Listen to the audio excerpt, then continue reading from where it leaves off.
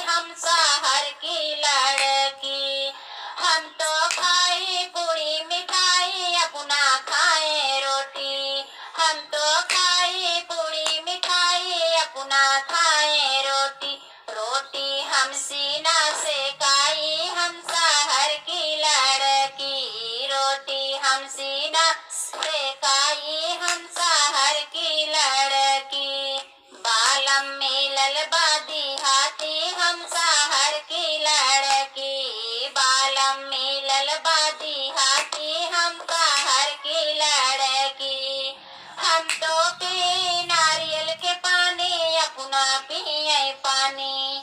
हम तो पी नारियल के पानी अपना पिए पानी।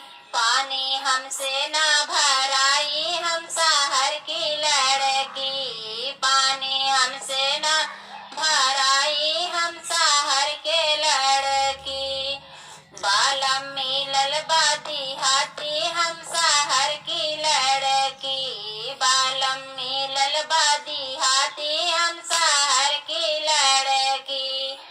हम तो घूमे शहर बजरिया अपना रहे घर में। हम तो घूमे शहर बजरिया अपना रहे घर में।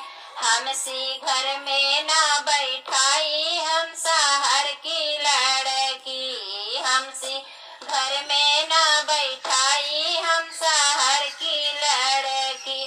बालम मिलल बादी हाथी हम शहर की लड़की। बालम मिलल बादी हाथी हम शहर की लड़की।